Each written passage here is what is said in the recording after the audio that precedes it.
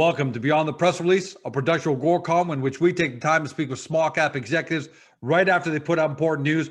With us today, happy to have him back. He's a personal ID guru, David Lukacs, president of KABN North America, trades on the CSC under the stock symbol KABN. A lot of you are going to be new to the story because it just listed over the summer. For those of you who knew, let's kind of explain what they do. Facebook showed us that sharing our data is a major issue, and that spawned off some pretty serious regulations in Europe and in the United States regarding the protection of our online identity. Generally, what KABN does is turns the problem of data privacy into a profit for individuals while providing big businesses who have these old business models based on our data, got to look for new ones with new and compliant business models. So they do that in a couple of ways. We'll go deeper, but continuous online identity verification. They don't just verify I'm George Solis one time, it's continuous. They know everything about me. Personal identity management, personal data monetization, which is great for all of us because those big tech companies are making all that money, and now it's going to all come back into our pockets. David, welcome back to the show. Thanks, George. It's great to be back. Thanks. So you put out a press release today. Oh, and there's my Bixby. So I put out a press release today. You put out a press release today. KABN Network joins the Trust Over IP Foundation. All right, on its face, I got to tell you, sounding kind of innocuous, right? A lot of companies join business groups, but then I took a look at who is there right along with you, and I see IBM, Mastercard, Accenture, and some other really big names. So this isn't your local business group. How big is this, David? Well, George, I mean, identity affects all of us at one time or another. You know, you've got 5 billion people online. So online identity is a big issue. So it's going to take big organizations to tackle this. And we're excited and proud to be part of Trust Over IP, or TOIP, because we believe it's got the right consortium together to make identity identity ownership and opportunity for individuals. And I'm sure for everyone watching at home or listening by podcast, even for me, it still takes a little time to wrap our mind around that, because all of us think, oh, we've already got our IDs. I go on Amazon, I can put in my credit card and I say I'm George, or all this. How do you think digital identity verification is really going to work? Maybe you could show us an illustration of that. Sure, I'll do that. But let me start by saying, we take identity for granted, and identity was never considered at the outset of the internet. The technology to make all this happen was challenging. So if I'm a young person and I want to go into a liquor store or a bar, I have to prove who I am. But am I really proving who I am? Could I be using a sibling's identity? Like, how do we really prove who we are? And that usually requires some reputational opportunities, some face-to-face contact, some trust.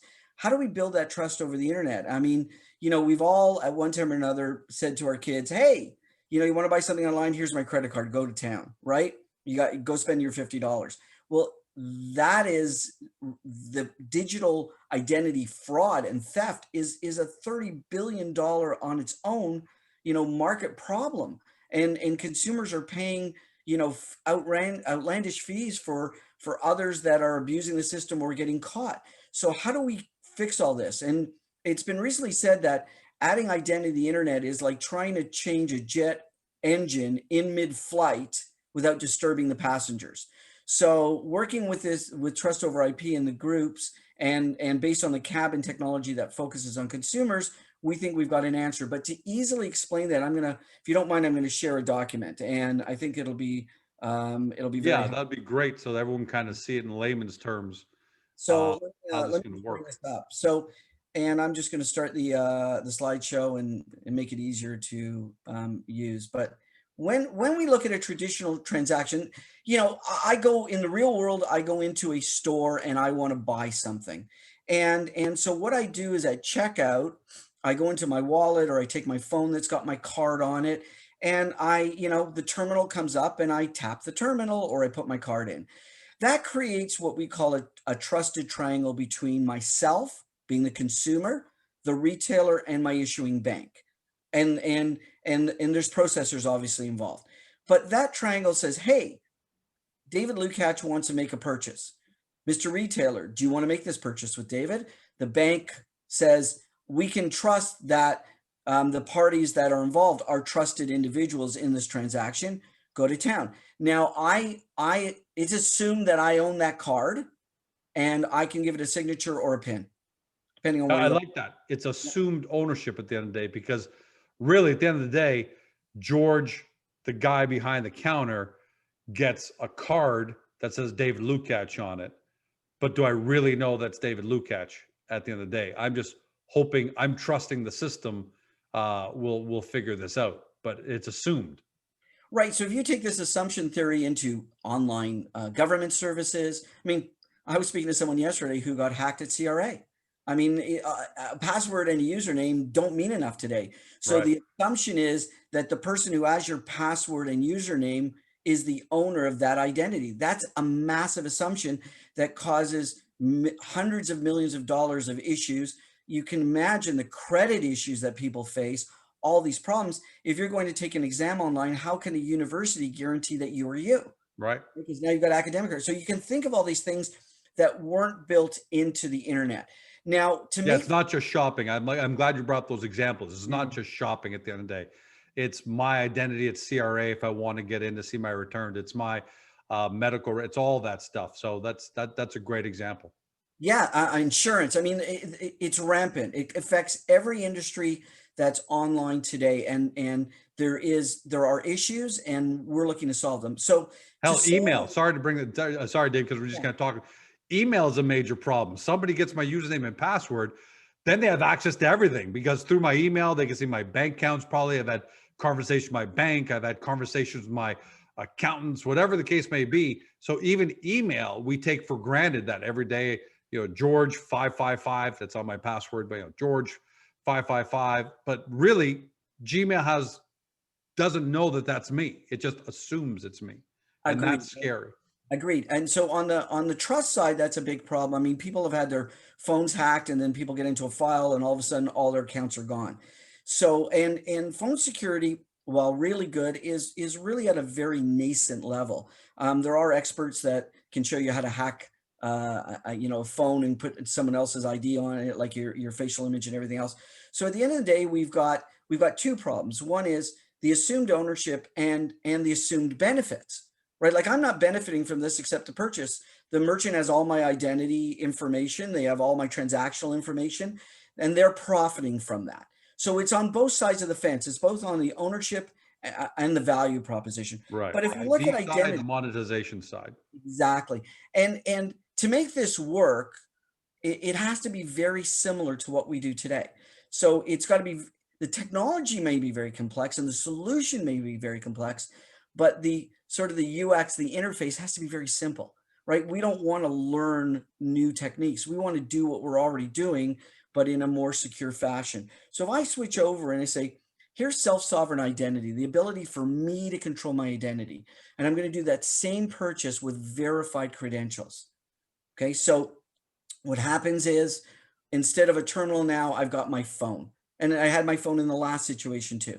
So I Sure. want to make an online transaction or a device. It could be a computer, laptop, iPad, tablet, anything. And I want to make the same transaction. Well, the same things have to occur. I have to be able to verify to the retailer and the bank issuer that I am who I say I am. But in this case, I am signing in with my biometrics. So not my phone biometrics, but with proven biometrics that can't be hacked at the phone level or can't be compromised at the phone level. And I'm going into a digital wallet, or I'm using an avatar, but going into my digital wallet, and I'm taking out not only my card. So my card may occur in my digital wallet for my cards, but my digital wallet for my credentials then says, hey, this is really me. I have a digital credential from my card issuer that says it's me. And oh, by the way, it in that microsecond already pinged my identity credential to ensure I am who I say I am. So at the end of the day, using biometrics and other factors, I am creating now a transaction that is blockchain based and is trusted and proven in the same time that I would have done a traditional transaction. But now everyone is assured that everyone within the ecosystem is trusted. And the level of credential is going to depend on the transaction. So in a I was going to ask that. Yeah, it must be different for me shopping at Amazon versus me accessing my CRA, like in the example you gave before, accessing my CRA records. So the access credentials will be unique to the individual issuer or verifier. Like the government might issue one credential, your card issuer might do another credential, your Amazon might have a credential, your school might have a credential, so you can do things and take classes online and go to the bookstore. But that level of credential will be dependent. If I go to a concert and I have an e-ticket, and we know how many people have been, get fake, kind of Raptors tickets or other tickets. There's been all this problem with people getting fake tickets. Well, these credentials will now be verifiable, but I don't need the same level of identity verification to get into a movie theater or a Raptors game or any type of event that I would if I was going to do a transaction with the government. So this allows the system very seamlessly and simply emulates what is already being done. And this is the magic of everything. We're making a very complex, again, changing that jet engine in mid-flight. We're making it as simple as it was as taking the trip. Nobody even noticed the jet engine changed, All right? right. And finally, and then we'll go back to the normal view, which is, am I right to assume that this is also not only are you going to be able to monetize because of the way this is set up, but it also adds even more security than I thought, because if I'm a hacker who in some way happens to get your credentials for a movie theater or Amazon, that's different from the credentials for your health records, different from the credentials for CRA. So now it's no longer a case of one breach gives you everything. Well, again, we add biometrics. So the biometrics are unique keys, right? Only you have it. We don't have it. The other thing too is you can have data in this wallet. So if somebody wants to use data and you want to be able to give them that data to use, they can pay you for that data. So what you put in your digital wallets won't just be cards or identity or access or movie tickets. There'll be lots of different things that you can put in that wallet and use and take out, and same as you would in a real wallet. It's the same principle. But again, by using biometrics and digital credentials, supported underneath all of it by an identity layer that's been proven, and you've gone through this, and I think earlier you made comment that we get the data. We don't get the data. This is all yours. It belongs to you. We can never sell or rent anything. This is yours. How we make money from this triangle is from time to time we might bring you an offer that is opportunistic and you make a purchase using the system, and we may get a spiff from the person who did that. But think about Airbnb in this model. How many people get homes that are trashed because one person said they rented it, another person used it. Credentials would ensure that only the person that's getting the key is the right person. Like, there's so many different applications here. Everything that you do online can be now verified that you are the holder and the owner of that information. And this is self-sovereign identity is exactly what it says. It means you're in control. No government, no phone provider, no telecom provider. This is yours. You are in control. And the other thing which is unique about this is with the trust over IP protocols, the assumption is everything will be interoperable. And what that means in very simple terms is if another network issues a credential, it will be compatible with this credential. So it won't be like an Apple, Google issue. Everything will be able to be used among the individuals in the network. And I'm just going to stop sharing here. Yeah, and And I'm glad you brought that up. I'm glad you brought that up, because now clearly that's what the Trust over IP Foundation is trying to do, create one big system so we don't have these walls all over the place. exactly. Now let's ask, what is it the IBM? What is the Mastercard? What is it Accenture wants and thinks that you can contribute? Because there's a quote here that says, I am certain KABN will make a strong contribution to the Trust over IP Foundation. That comes from the executive director of the Trust over IP Foundation. So clearly there's a big confidence there. What piece is this the piece that you're going to be slotting in to the different specialties? IB, everyone's kind of contributing their piece to this this new trusted system. Well, there's more information coming out the next couple of weeks. I think we'll add additional clarity, but I think I can answer that very simply. When you think about, again, I showed a triangle and we'll go back to the triangle idea. There are three parties in this event, in any event. There is the user, and I won't say that it's just a consumer. It could be an organization, it could be a business, it could be anybody. But there's a user, there is someone who verifies that information, like a retailer says, I need to make sure that this is who you are. And there is an issuer of that original credential that is also involved. So like a government, when your driver's license, a digital driver's license. Now, when you look at the names like IBM and Accenture and some of the other big names, Mastercard, they are really in the business of the enterprise layer. They're in the business between the verifier and the issuer. That's their business. So they're a B2B model, right? We're the C. This is what took us some time to explain originally to IBM when we started our relationship, that we're the C. Everybody keeps glancing over the C, and this system does not work without C. You can't have a B2B to C system without a C. So these companies are not in the C business. That's our business. Our business is to empower consumers to verify, manage, and control their identity. We're working to create a baseline level of identity with these organizations that will empower an entire network to know that the user is the user. So And they're loving you, because up till now, it doesn't seem like the C in the B2C part has been there for this well, specifically. it's innately supposed to be there. Like if you had some of the other Right. members, let's say like, Aetna or USAA, who are also in the organization, they're innately, they work with consumers. But even if I go to use a credential issued by my insurance company online, how does that insurance company knows when I use that credential that it is me? It still goes back to the same situation. We provide that baseline layer of verification that can instantly associate that credential with the user or the rightful owner. That is the fundamental principle that we're providing. Like, And again, our services program to the consumer, and I'll be very clear here, to the consumer is at no cost. So we want everybody to have this agnostic self-sovereign identity product that they get from us at no cost. How we'll make money is through some of our commercial relationships and some of our offering-based relationships, because George, you'll own all your data. And if you allow us to bring you offers based on the data, it has to have a value proposition for you and some kind of opportunity for us to earn something. and that makes sense, right? I mean, stuff Yeah. is coming to me all the time, anyways, on social media, online, on stores. I'm always being recommended, and stuff's being thrown to me.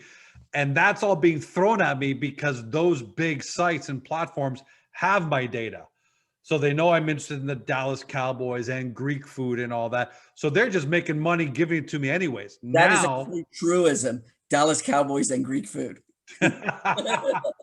but now it's me saying, okay, KABN, you know what? I want to see information about these kind of cars, or I would like to see information about these kind of healthcare products, something like that.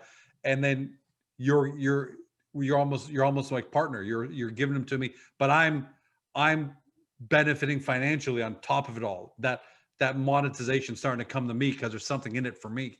Well, there's one more piece that is really sort of a secret sauce piece, and hopefully some of the viewers and listeners, the light will go on. Unfortunately, social media today is fraught with bots and hacks Right. and fake users. Our Liquid Avatar in the KABN network allows one user and one account. Because you're biometrically verified and you've got credentials, that means anyone who wants to reach out to you has maximized, and any organization wants to give you an offer has maximized their efficiency because they know they're coming to a real person. This is where people's the business community's aha moment starts. They go, oh my gosh, you're going to be giving me only real verified users that I'm going to reach. I can maximize my profitability as a company because I'm not going to be dealing with fakes, and I can give a consumer the best deal I can because I know they're real and they're interested in our services. Yeah, we just put out a press release for another client this morning won't mention who, but the product basically is dealing with fake reviews, and that Bloomberg put out a report that says during the pandemic, 42% of all reviews on Facebook and 36 on Amazon, sorry, and 36% of all reviews on Walmart are fake. So it's becoming a bigger and bigger problem. So if you can solve that for Agoracom, so when I'm serving an ad and I want to make sure it gets in front of an investor who's actually a small cap investor, I'm getting maximum dollar. I think that's brilliant. I'm going to ask you a question that I've asked you on I just previous. want to comment there if I can. Of course. So that great company that put out that release this morning is a partner of ours. So I'm really happy to say that I'll go to plug in here for a loop in MTRX, right?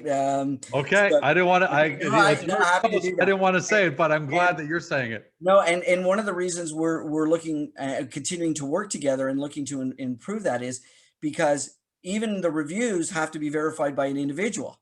So the Loop Wallet Pass is a great product, but if you add you verified credentials by KABN and Liquid Avatar, you're going to enhance that value. So these are all kinds of things that we're talking to companies about because yes, they can talk about being more and more verified. But our simple comment is based on that visual, prove it. How can you prove to me that it's a verified user and verified credentials versus assumed credentials? So that's where we are. So my apologies, I interrupted. Yeah, no, of course. What do you mean? Are you kidding me? You're the star of the show. You can say whatever you want. Only second to you. So a question I've asked you before, but now the answers become more evident. But it's good to address it again, which is I used to ask you, all right, all sounds great, David, but are you way ahead of your time? Because most people, yeah, well, I know there's a problem that some might use my identity, so I pay higher fees for my insurance for my Mastercard. I'm susceptible to my bank having problems, but it almost seems like everyone's comfortable with it, right? What's the future of online identity and user data? What's the catalyst? Because it seems like if the Trust Over IP Foundation is doing this, government regulations are doing this, this is going to come faster than we all expect. This isn't just KABN saying this would be great, why don't we use it, and then nobody wants to use it.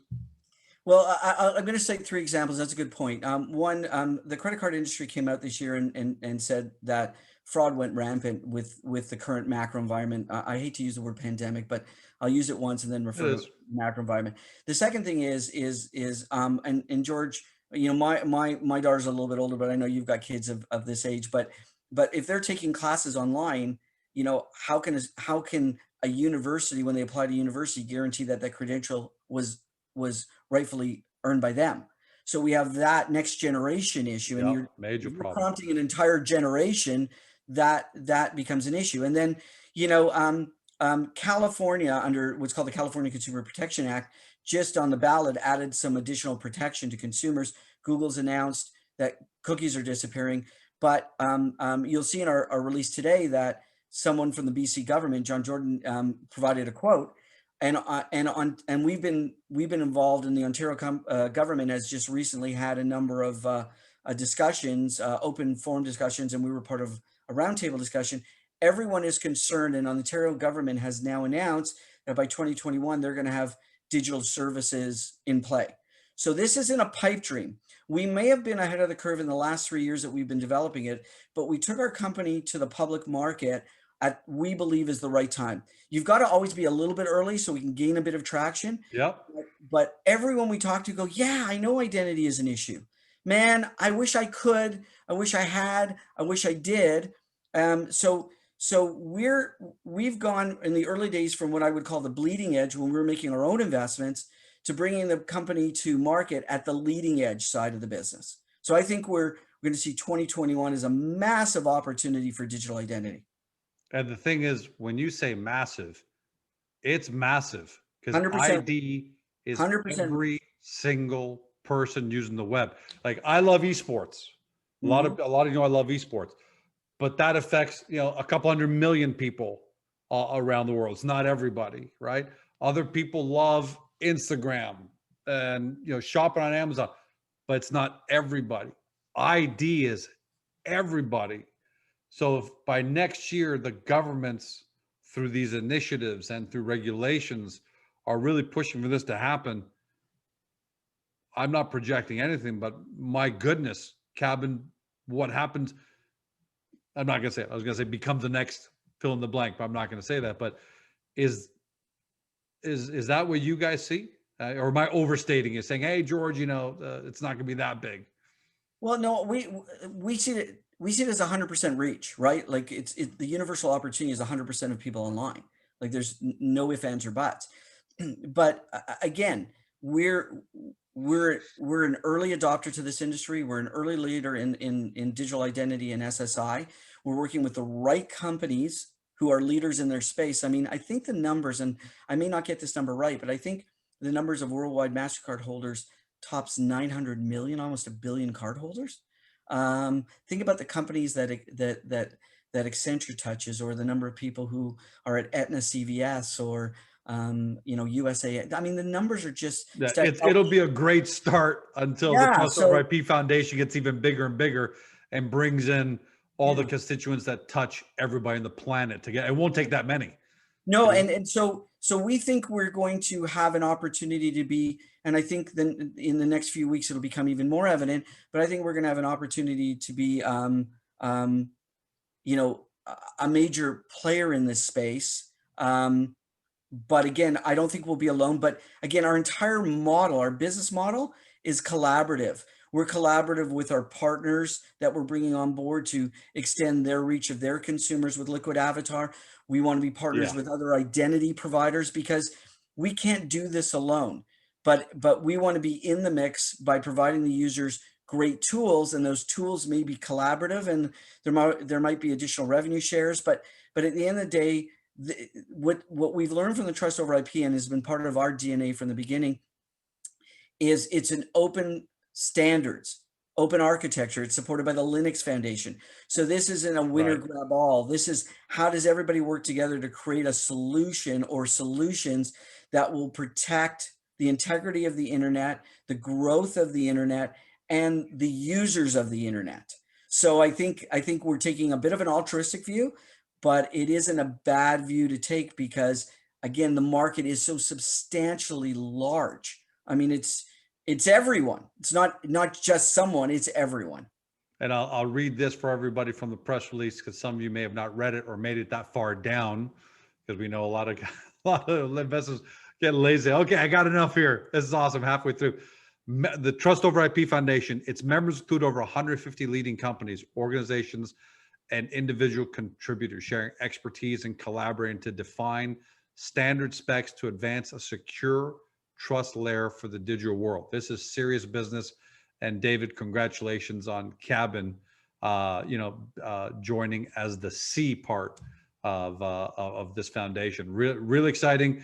Taken into also, when you take into account that it wasn't about 3 weeks ago where you launched, you're set to launch that program with Boone, a rewards program that could span 11.5 million Canadians. Is it safe to say the business is starting to find its feet now and really starting to accelerate?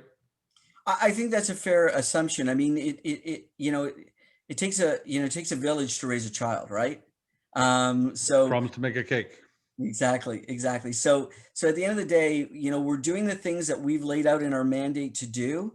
It's not a slow and steady process, but we're accelerating as quickly as we can, without kind of dropping, eggs on the floor. And so we're really excited where we are. We're really excited about the prospects, and very importantly, we're really excited about the opportunities for stakeholders, our shareholders, our team members, our partners. This is the really important part to us. We want to make sure everyone in our ecosystem is successful. If I've said it once, I'll say it. If I've said 1,000 times, I'll say it again. My thesis, the Agoracom thesis about this decade, is that it will generate more wealth from converging disruptive technologies like this than the last 2 decades combined. It seems like all tech is now going granular. Everything on the planet is going to be digitized, right? And I can give so many examples, but with KABN, it's right down to user identity, protection, verification, monetization. That just wasn't capable 10 years ago. A, the technology wasn't there. B, I don't think usage was there enough, right? But usage is super accelerating. The pandemic has obviously added another catalyst to that. But it just seems like that by the end of this decade, guys, the world is going to look completely different from what it looks like today. And there's going to be a whole new group of winners from companies that we never even thought would have existed, because we look, they're just what KABN's solving, right? So congratulations, David. Really, really well done. And can't wait to see what happens to this company over the next 12 months. Well, thank you. We're always excited to be here. It's always a pleasure. And we welcome everyone to check out the Trust Over IP Foundation, which is www.toip.org. And obviously check out our website. And, you know, as always, anyone can ping us, reach out to us. We get back to everyone as quickly as possible. For everyone watching at home, or you've been listening via podcast, you've heard what David Lukacs, president of KABN North America, had to say.